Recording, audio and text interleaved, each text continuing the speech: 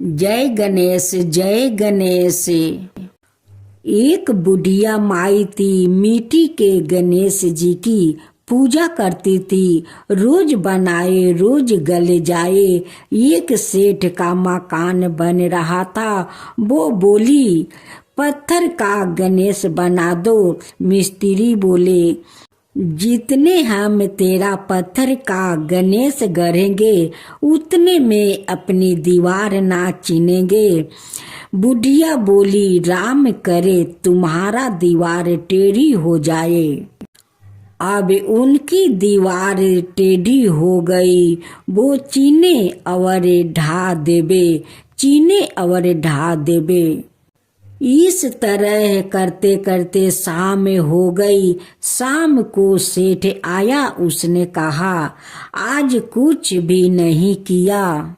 वो कहने लगे, एक बुढ़िया आई थी। वो कह रही थी, मेरा पत्थर का गणेश गढ़ दो। मैंने नहीं गाढ़ा तो उसने कहा, तुम्हारी दीवार टेढ़ी हो जाए।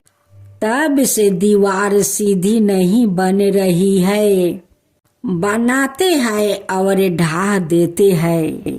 सेठ ने बुढ़िया को बुलवाई। सेठ ने कहा, हम तेरे सोना का गणेश गढ़ देंगे, हमारी दीवार सीधी कर दो।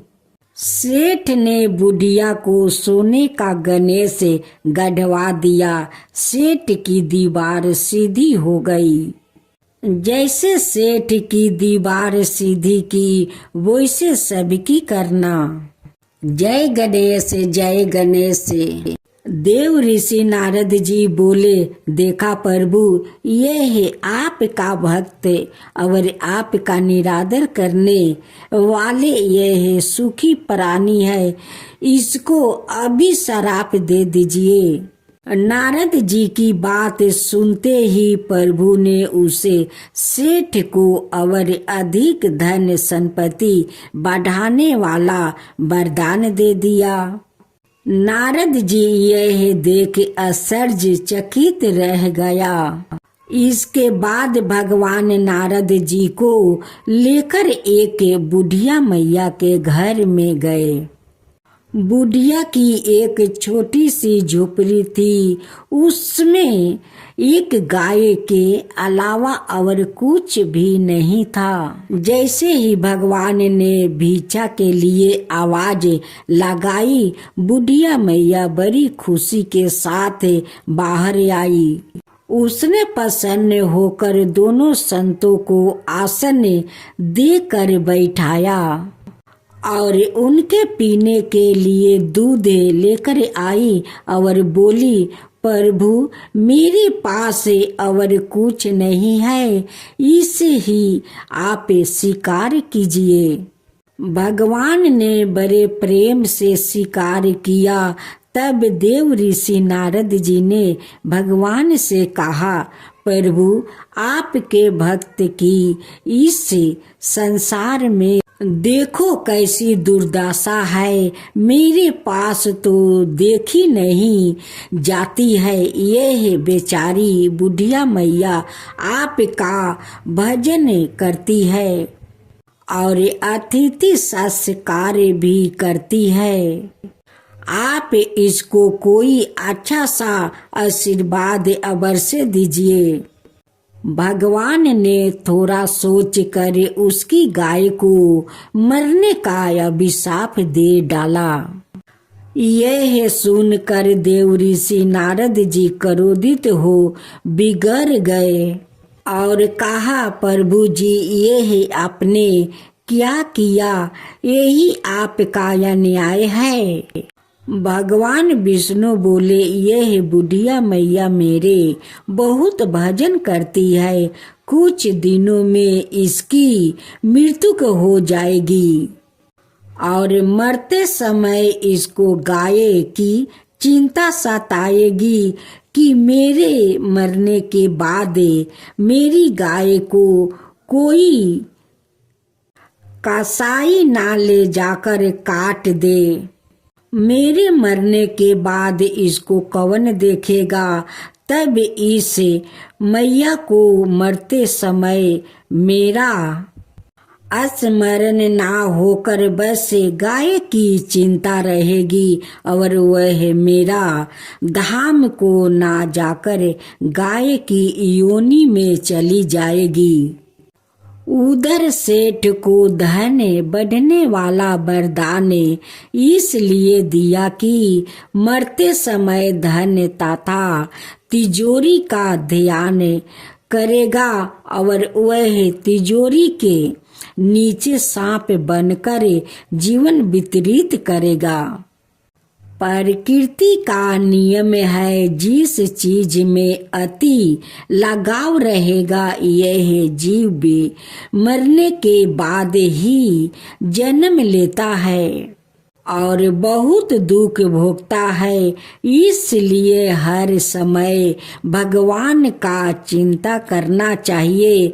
प्रेम से बोलाइए विष्णु भगवान की जय।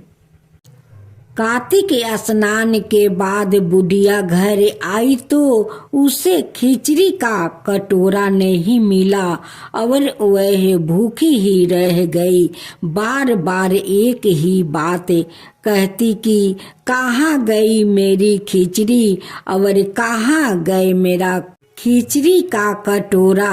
दूसरी और पड़ोसी ने जहाँ खिचड़ी गिराई थी वहाँ एक पौधा उगा जिसमें 2 फूल खिले। एक बेरा राजा उस अवर से निकला तो उसकी नजर उन दोनों फूल पर पड़ी और उन्होंने तोड़कर घर लाए।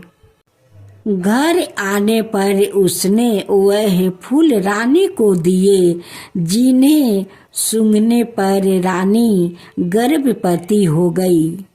कुछ समय बाद रानी ने 2 पुत्र को जन्म दिया। वो दोनों जब बड़े हो गए तब वह किसी से भी बोलते नहीं थे, लेकिन जब वह दोनों शिकार पर जाते तब रास्ते में उन्हें वही बुढ़िया मिलती जो अभी भी यही कहती कि कहाँ गई मेरी खिचड़ी और कहाँ गए मेरा कटोरा। बुढ़िया की बात सुनकर वह दोनों कहते कि हम है तेरी खिचड़ी और हम है तेरा। हर बार जब भी वह शिकार पर जाते तो बुढ़िया यही बात कहती और वह दोनों ही उत्तर देते। एक बार राजा के कानों में यह बात पड़ गई। उसे आश्चर्य हुआ कि दोनों लड़के किसी से नहीं बोलते, तब यह बुढ़िया से कैसे बात कर लेते हैं। राजा ने बुढ़िया को राजमहल बुलवाया और कहा कि हमसे तो किसी से यह दोनों बोलता नहीं है, तुमसे यह कैसे बोल लेते हैं। बुढ़िया ने कहा कि महाराज, मुझे नहीं पता कि यह कैसे मुझसे बोल लेते हैं। मैं तो कार्तिक का व्रत करती थी और कृष्णा भगवान मुझे खिचड़ी का बेला भर कर दे जाते थे। एक दिन मैं स्नान करके आपस आई तो मुझे वह खिचड़ी नहीं मिली। जब मैं कहने लगी कि कहाँ गई मेरी खिचड़ी और कहाँ गया मेरा बेला, तब इन दोनों लड़कों ने कहा कि तुम्हारी पड़ोसिन ने तुम्हारी खिचड़ी फेंक दी थी तो उसके 2 फूल बन गए। वह फूल राजा तोड़ कर ले गए और रानी ने सूंघा तो हम दोनों लड़कों का जन्म हुआ। हमें भगवान ने ही तुम्हारे लिए भेजा है। सारी बात सुनकर राजा ने बुढ़िया को महल में ही रहने को कहा। हे कार्तिक, महाराज, जैसे आपने बुढ़िया की बात सुनी वैसे ही आपका व्रत करने वालों की भी सुनना। तुलसी माता की जय हो, तुलसी माता की जय हो। एक कन्या थी। जब वह थोड़ी बड़ी हुई और उसका समझ आने लगी, तब से ही वह तुलसी माता जी की पूजा करने लगी। उसकी प्रत्येक दिन का नियम थी। तुलसी माता जी का पूजन करने के बाद ही खाना खाती थी। जब वह कन्या शादी के लायक हुई तब उसके माता पिता ने उसकी शादी करवा दी। कन्या को उसके माता पिता ने दहेज में भी एक तुलसी का गमला दिया। ससुराल में वह प्रत्येक दिन सवेरे उठते ही पूजा करती, फिर उसके बाद ही खाना खाने बैठ जाती। उसकी 2 जेठनियां थी, वो दोनों उसका मजाक उड़ाती थी कि बड़ी नियम धर्म वाली बनती है। उन दोनों को उससे बहुत ईर्ष्या होती थी, इसलिए वो दोनों तुलसी जी का गमला छुपा देती है। वह कन्या बड़ी मुश्किल से गमला ढूंढ कर लाती है, अच्छे से पूजा करती है और फिर से खाना खाती है। वह गमला ढूंढ कर ले आती है तो एक दिन तो उसकी जेठनिया क्या करती है कि गमला उठाकर दूर फेंक देती है। कन्या ने खूब ढूंढा पर उसे गमला नहीं मिला।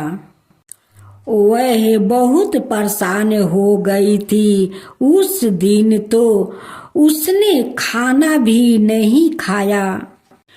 उसकी नियम जो था, उस कन्या की सच्ची भक्ति देखकर तुलसी माता उस पर बहुत प्रसन्न हो गई और उसके कमरे में तुलसी माता का गमला प्रकट हो गया। अगले दिन सुबह जब वह उठी तो क्या देखती है कि उसके खाट के चारों कोने पर तुलसी माता का गमला आ गया है। यह देखकर वह तो बहुत प्रसन्न हो गई कि अब मेरी तुलसी माता को कोई चुरा नहीं सकेगा। पूजन करने के लिए भी कहीं और जाना नहीं पड़ेगा और कोई मेरी तुलसी माता को फेंक भी नहीं सकेगा। वह तो जल्दी से उठ कर स्नान करती है और तुलसी माता की पूजन कर लेती है। जब वो खाना खाने बैठती तो उसकी जेठानियां मजाक करने लगी कि लो, देवरानी का नियम धर्म पूरा हो गया। जेठानियां उससे पूछती है कि तुलसी जी की पूजा कर ली? तो देवरानी धीरे से कहती है कि हाँ, मैं तो अपना तुलसी माता को पूजा कर ली। जेठानिया बोलती है, कहाँ से कर ली पूजा? गमला तो मैं फेंक दिया। देवरानी कहती है कि देख लो, मेरे कमरे में खाट पर तुलसी जी लग रही है। जेठानिया बहुत शर्मिंदा हुई और बोली कि देवरानी, तेरी भक्ति सच्ची है, हमने तुझे बहुत परेशान करा, हमें माफ कर दे। देवरानी उन्हें माफ कर देती है। तुलसी माता की जय हो, तुलसी माता की जय हो।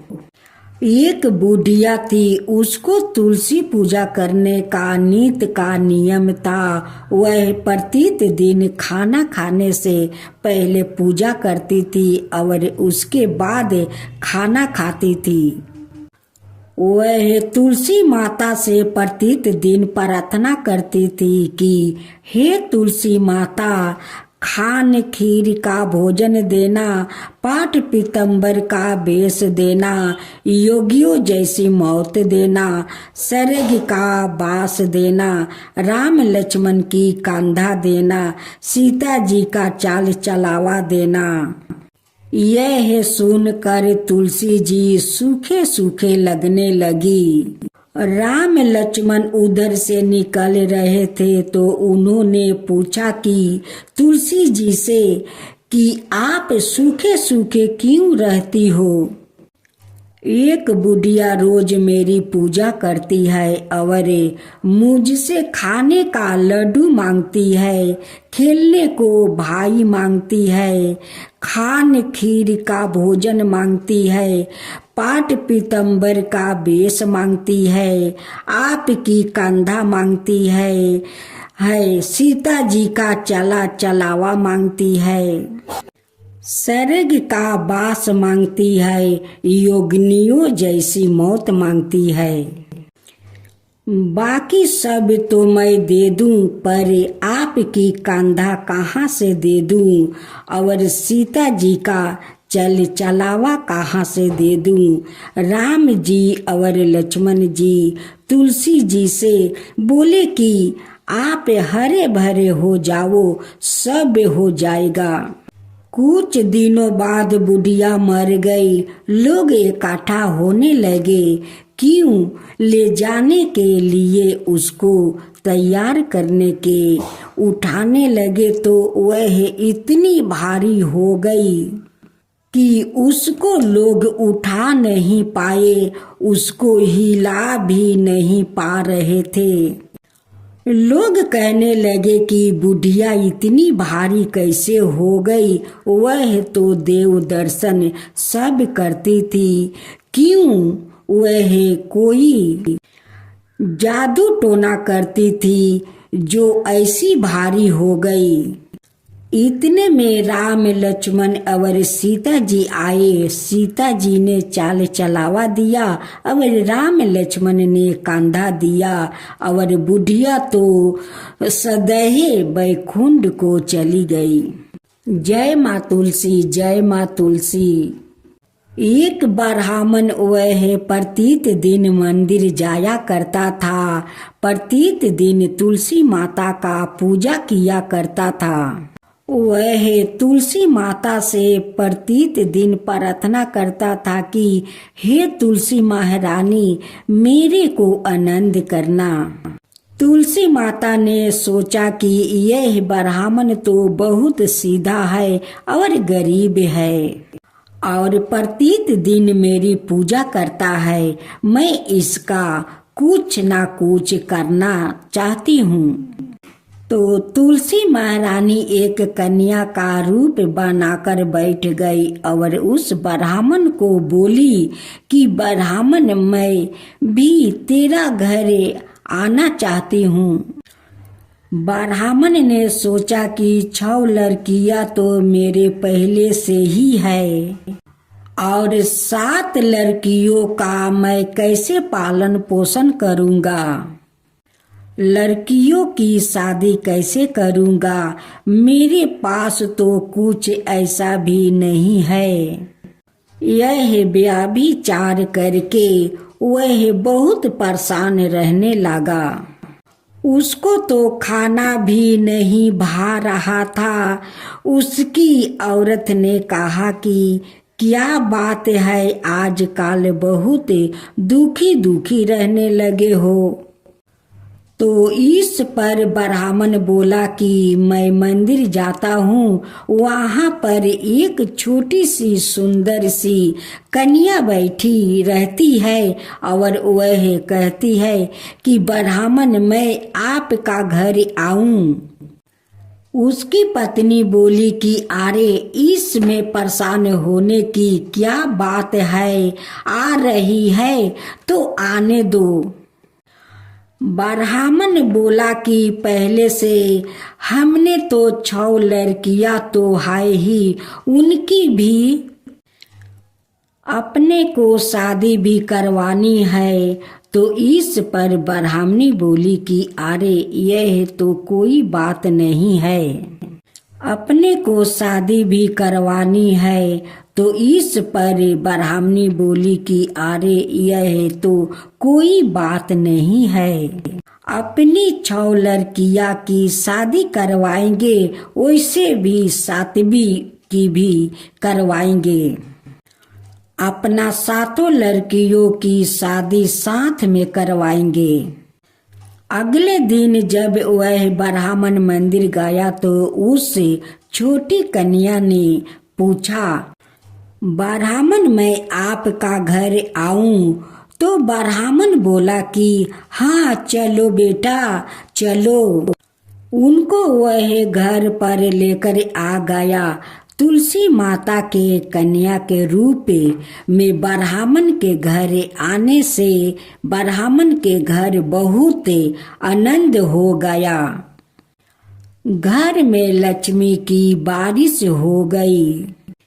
जब ब्राह्मण 7 कन्याओं की शादी के लिए वर ढूंढने जाने लगे तो उस छोटी कन्या ने कहा कि मेरे तो शालिग्राम जी के मंदिर में जाकर शालिग्राम जी को बोलना कि बारात लेकर आए और मेरी 6 बहनों के तुम्हारी इच्छा से वर ढूंढ लेना। तुलसी महारानी की मेहरबानी से उसके तो सब जेवर कपड़ा खाना सब तैयार हो गया और अच्छी धूमधाम से उनकी शादी हो गई। और वह ब्राह्मण के तुलसी माता उन ब्राह्मण पर टूटमान हुई। तुलसी माता की जय हो, तुलसी माता की जय हो। युधिष्ठिर बोले, पर्दा पद शुक्ला पक्ष की एकादशी का क्या नाम है, क्या विधि है, कौन देवता है और क्या विधि है, क्या पुण्य है, या बतलाइए। भगवान श्री कृष्ण बोले, हे राजन, मोक्ष को देने वाली, सब पापों को हरने वाली परम पवित्र गाथा सुनाता हूँ। प्रथमा एकादशी, जल झूलनी एकादशी, परिवर्तनी एकादशी, वामन एकादशी, जयंती एकादशी के नाम से भी जाना जाता है। इसके श्रवण मात्रा से ही सब पाप नष्ट हो जाते हैं। अश्वमेघ यज्ञ से भी अधिक फल देने वाला यह व्रत है। इस एकादशी का व्रत पापियों के पापों को नष्ट करने वाला है। हे राजन, इससे बढ़कर मोक्ष देने वाली कोई तीर्थ नहीं है। इसलिए स्थिति चाहने वालों को यह व्रत अवश्य करना चाहिए। इस दिन भगवान ऋषिकेश की पूजा होती है। यह उत्तम व्रत अवश्य करना योग्य है। जिन मेरे भक्तों ने वामन देव का पूजा कर लिया, उन्होंने त्रिलोकी का पूजन कर लिया। जिसने कमल सरीखे नेत्रा वाले वामन देव जी का कमलों से पूजन कर लिया, निश्चय ही भगवान के पास पहुंच गया। पर्दा पद शुक्ला पक्ष की परिवर्तनी एकादशी के दिन जिसने भगवान का पूजन कर लिया, हे राजन, इसलिए इस एकादशी का व्रत अवश्य करना चाहिए। इस एकादशी को शयन करते हुए भगवान ने करवट ली थी। इसलिए इस एकादशी को परिवर्तनी एकादशी कहते हैं। युधिष्ठिर बोले, हे जनार्दन, मेरे नाम में संदेह है, कृपा करे उसको दूर कीजिए। आप कैसे स्नान करते हैं और किस प्रकार करवट लेते हैं? हे देव, आपने बलि राजा को क्यों बांधा है? हे जनार्दन, ब्राह्मण क्या करने से प्रसन्न होते हैं? हे प्रभु, चतुर्मास का व्रत करने की कौन सी विधि है? हे जगत के स्वामी, आपके शयन करने पर मनुष्य क्या करते हैं? हे प्रभु, विस्तार पूर्वक मुझसे कहिए और मेरे संदेह को दूर कीजिए। हे राजन, पापों को दूर करने वाली गाथा सुनो। हे निरूप, पहले त्रेता युग में बलि नाम का दैत्य था। ओ भक्ति में तत्पर नित्या मेरा पूजा किया करता था। अनेक प्रकार के सूत से मेरा पूजा करता था। ब्राह्मणों का पूजा और यज्ञ करता था, परंतु उसने इंद्र से बैर करे इंद्र लोक के देवताओं का लोक जीत लिया।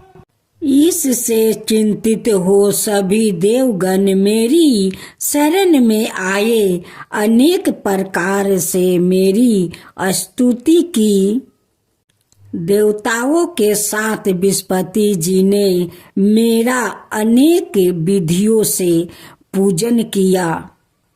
तब देवताओं के पूजन से प्रसन्न होकर मैंने वामन रूप धारण किया। संपूर्ण ब्रह्मांड जिसमें अस्तित्व है, ऐसे उस रूप में वामन ने सत्या में तत्पर राजा बलि को जीत लिया।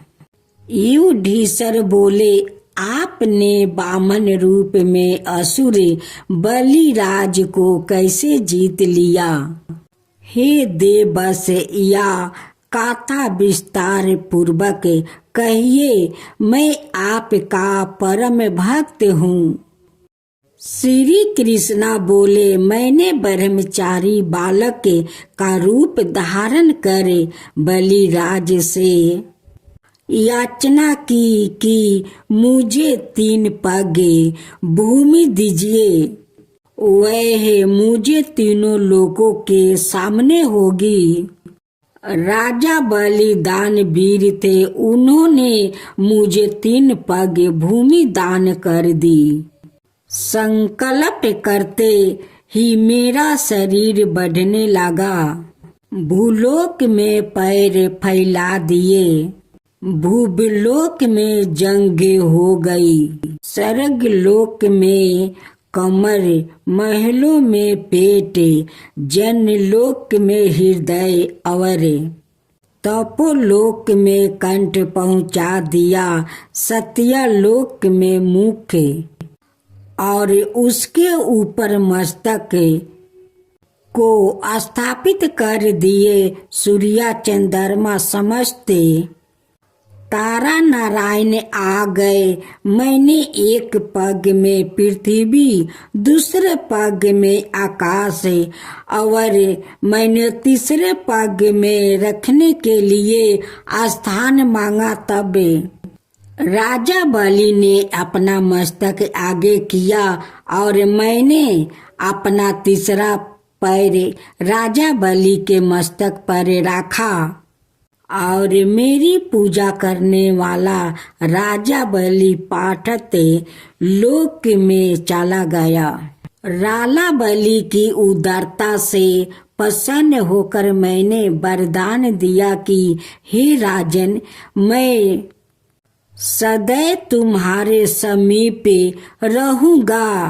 पारदपद शुक्ल पक्ष की परिवर्तनी एकादशी को मैंने यह वचन कहे, मेरी एक मूर्ति बलिराज के आश्रम में निवास करती है, दूसरी क्षीर सागर में शेष नाग पर शयन करती है। कार्तिक एकादशी तक शयन करते हैं। इस बीच जो पुण्य किया जाता है वह अत्यधिक उत्तम एवं फलदायी है। हे राजन, इस कारण से इस एकादशी का व्रत अत्यंत पूर्वक करना चाहिए। यह बहुत पवित्र है, सब पापों का नाश करने वाली है। सोते हुए भगवान ने इस दिन करवट ली थी, इसलिए भगवान मधुसूदन का पूजन इस दिन करना चाहिए। चांदी, चावल, दही का दान करना चाहिए। रात्रि में जागरण करने से मनुष्य इस संसार में सुख भोग करे अंत में श्री चरणों में स्थान प्राप्त करता है। देवलोक में चंद्रमा के समान प्रकाश फैलता है। जो मनुष्य परिवर्तनी एकादशी का विधि विधवत व्रत एवं पूजन करता है, इस कथा को सुनता है, उसको हजारों अरसवे मेघ यज्ञ के समान फल प्राप्त होता है। कार्तिक मास का नहान व्रत कथा आप सुने। कार्तिक स्नान बुढ़िया माई की कहानी। कार्तिक स्नान एक बुढ़िया माई थी जो चतुर्मास में पुष्कर स्नान करती थी। उसकी एक बेटा और बहू थी। सास ने बहू को फलाहार उपास में खाने योग्य बनाने को कहा तो बहू ने खाली टिफिन ही रख दिया। बेटा माँ को पहुँचाने के लिए पुष्कर गया। रास्ते में माँ से बोला, माँ फलाहार कर लो। जहाँ पानी मिला वहीं फलाहार करने बैठ गई तो भगवान की कृपा से खाली टिफिन फलों से भर गया।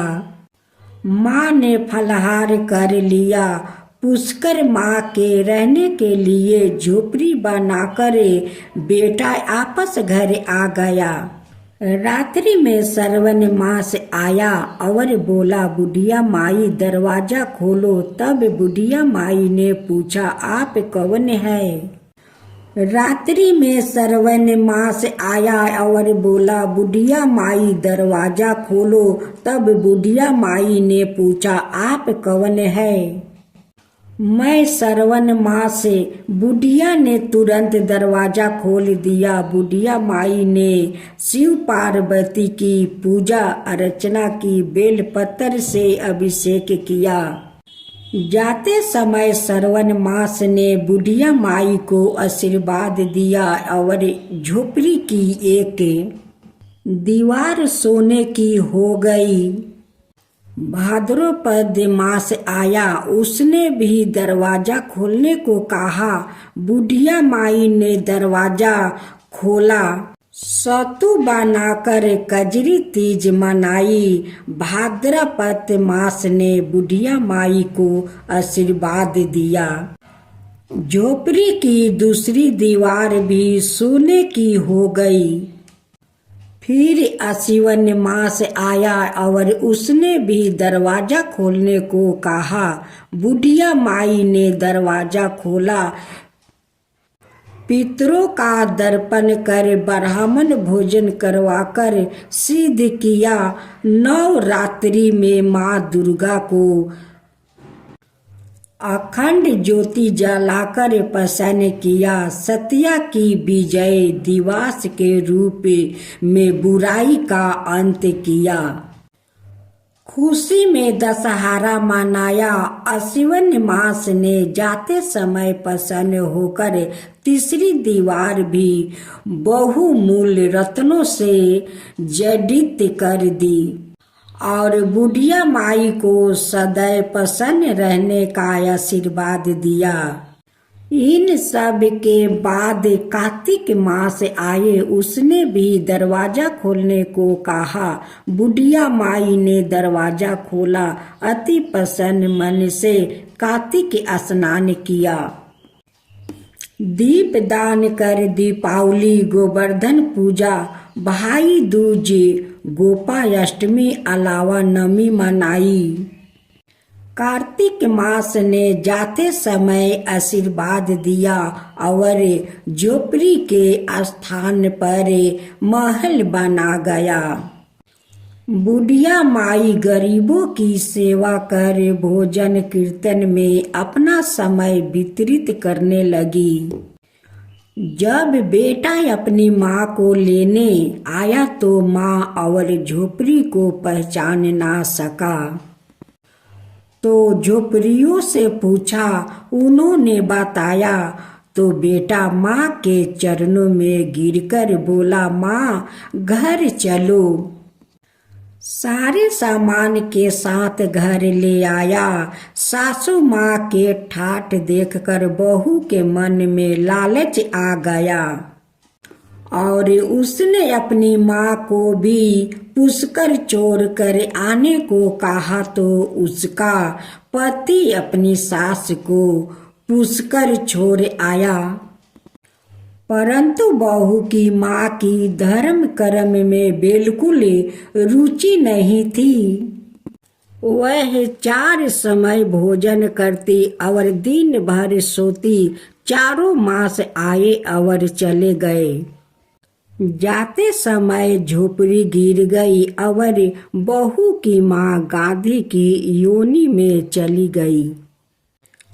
क्योंकि औरत लक्ष्मी का रूप होती है और लक्ष्मी की तरह चंचल होना चाहिए। भगवान की पूजा और आदिति का सम्मान और दान पुण्य करना चाहिए। बहू ने कहा, अब माँ को ले आओ। जब जमाई सास को लेने गया तो कहीं ना मिली। लोगों से पूछने पर लोगों ने बताया कि तेरी सास धर्म कर्म कुछ ना करती थी, खाती थी और सोती थी, जिससे वह गाधी योनि में चली गई। जमाई गाधी योनि सास को बांध कर घर ले आया। उसकी पत्नी ने पूछा, मेरी माँ कहाँ है?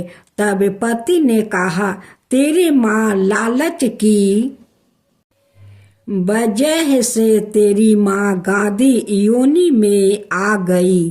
प्रेम से बोले, कार्तिक के देवी देवताओं की जय।